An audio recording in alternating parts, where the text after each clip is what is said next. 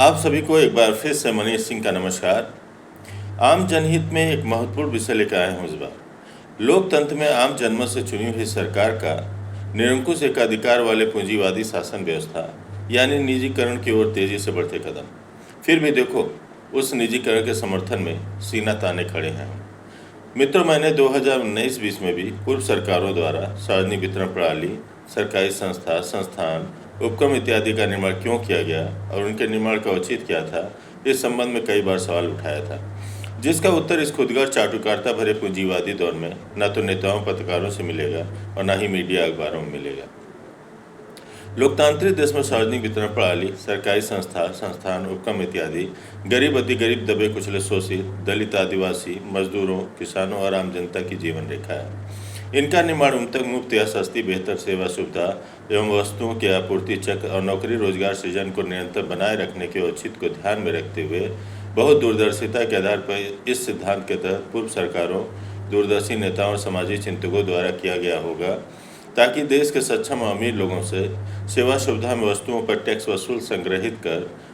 असक्षम और गरीब अति गरीब आम जन तक मुफ्त या सस्ती बेहतर सेवा सुविधा एवं वस्तुओं को पहुंचाने के साथ साथ लोगों के लिए नौकरी रोजगार का सृजन निरंतर होता रहे। यानी इनका निर्माण ही आम जनहित में घाटे के साथ सार्वजनिक वितरण आपूर्ति चक्र के परिकल्पना को दृष्टिगत रखते हुए किया गया था।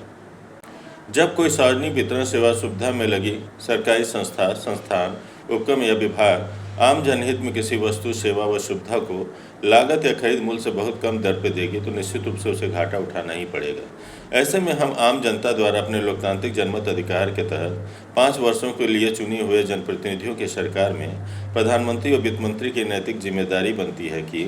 हर वित्तीय वर्ष में बजट बनाते समय सबसे पहले सार्वजनिक वितरण सेवा सुविधा में लगी उन सभी सरकारी संस्था, संस्थान, उपक्रम को होने वाले पिछले वित्तीय घाटे का मूल्यांकन करते हुए उसकी पूर्ति सक्षम व अमीर लोगों से टैक्स व शुल्क के रूप में एकत्रित राजस्व से ठीक उसी प्रकार करते रहें जैसे कि प्यास लगने पर हम घड़े या बोतल से ठंडा पानी पीने के बाद फिर से उसे ठंडा होने के लिए भर के रख देते हैं ताकि दोबारा प्यास लगने पर फिर से हम पी सकें, और इस क्रम को हम लगातार दोहराते रहते हैं। लेकिन आप अक्सर पढ़े लिखे प्रबुद्ध लोगों से यह कहते हुए सुने होंगे कि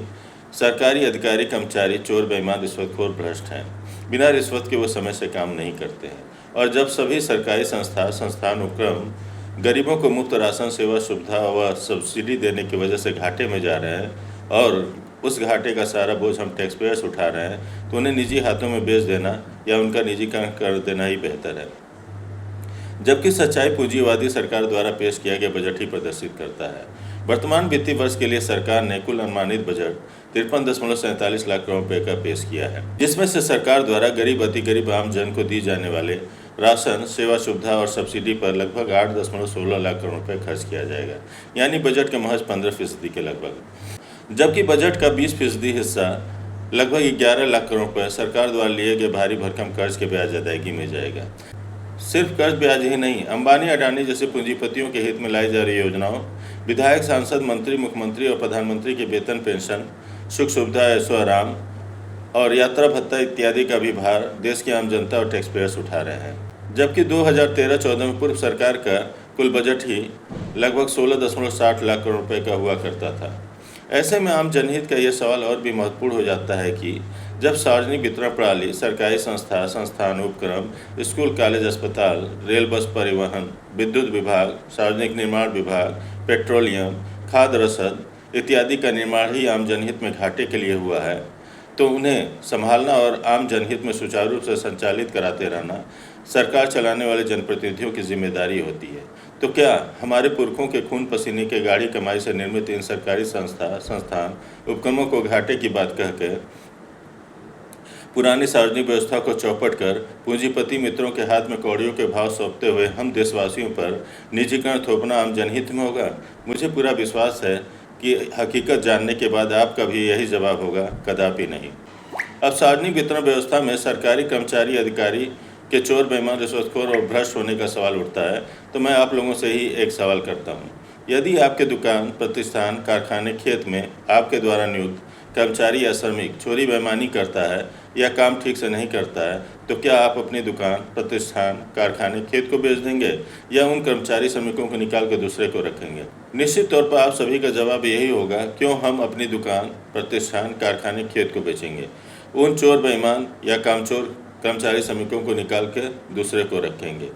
तो क्या लोकतंत्र में चुनी हुई सरकार द्वारा यह कहकर कि सरकारी संस्था, संस्थान, उपक्रम, स्कूल, कॉलेज, अस्पताल, रेल, बस परिवहन, विद्युत विभाग, सार्वजनिक निर्माण विभाग, पेट्रोलियम, खाद्य रसद इत्यादि विभाग घाटे में जा रहे हैं, सरकारी बाबू ठीक से काम नहीं कर रहे हैं, इसलिए इन्हें पूंजीपति मित्रों के हाथ में सौंपते हुए पूरी सार्वजनिक व्यवस्था का निजीकरण कर दिया जाना चाहिए? जैसा कि विश्वगुरु ने पहले ही कहा था, सरकार का काम व्यापार करना नहीं।